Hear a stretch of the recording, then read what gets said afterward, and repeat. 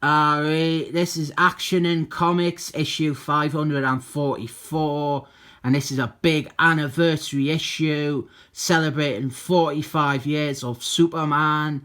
And the big idea here is to redefine Superman's two biggest enemies, Lenny Luthor and Brainiac. And these two revamps, you will all be familiar with the new power suit they give Lenny Luthor. Maybe not this version exactly, they streamline it a bit. And then Brainiac, who I think has the better effort of these two reinventions. This one sadly didn't last long. It is two full-length stories, the first of which is about Lenny Luthor. After another defeat at the hands of Superman, Lenny, he's feeling really pessimistic and deflated. I don't know if this is an actual story where Superman defeated him. I don't know if that is something that happened or if it just happened off panel. I think it's the latter. And Lenny Luthor, he's really feeling defeatist here. But it's okay because he has got a robot servant who comes out and saves them and takes him away. And then Lenny Luthor, he runs off into space to an alien planet that worship him as a hero. This is a Silver Age thing and it's a very corny idea.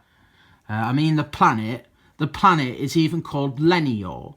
And on this alien planet, Lenny Luthor has got a wife and he has got a kid. And it seems to be fucking random, but it is from the Silver Age. And I didn't really like Silver Age DC because it was full of silly ideas like this. But this story does at least use this to dive into Lenny Luthor's character and his hatred for Superman. It's just an incredibly over-the-top excuse to find some way to give Lenny Luthor some armour. You could just have had him go home and build it himself, but this does use the alien planet quite well in its resolution. Superman, he goes to space to find Lenny Luthor, so Lenny Luthor, he starts wearing this battle suit to prepare for the eventual fight. The big confrontation between him and Superman, and he's also starting to grow a bit bored with his dream life on his dream planet of dreams. For something that was meant to update the character, it's a surprise that they are using so much odd continuity to do so.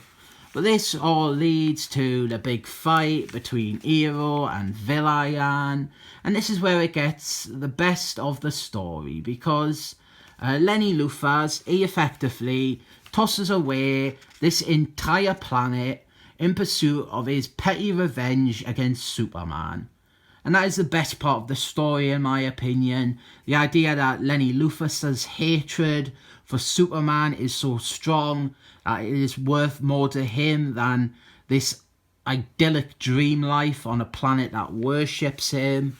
And during the fight, what happens is the planet, it ends up being destroyed and everyone dies, including Mrs. Lenny Luthor and little Lenny Luthor Jr.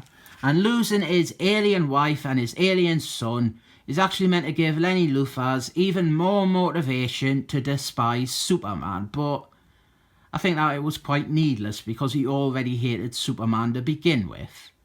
It's not a perfect story, definitely not great, but it had a couple of good ideas, and it got rid of some ridiculous Silver Age baggage. We got a pin-up here showing Lenny Luthor and his new armour. This is by Jorge Perez, who designed it. And this design, it does stand the test of time. He still wears power suits based on this general design. Then we have got an essay written by the creators of Superman and a pin-up by the original artist. So that is all good. And we're on to the second story, which I think is the better of the two. This one is all about Brainiac, and he was actually trapped inside a robotic planet, so Superman didn't consider him a pressing concern.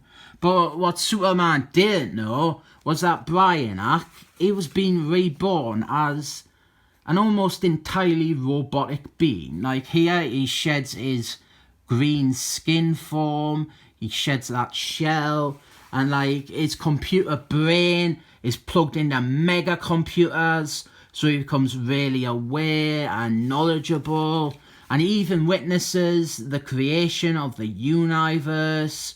But he loses a lot of what little humanity or even personality he had, because he has evolved into almost an entirely computerized type of robot.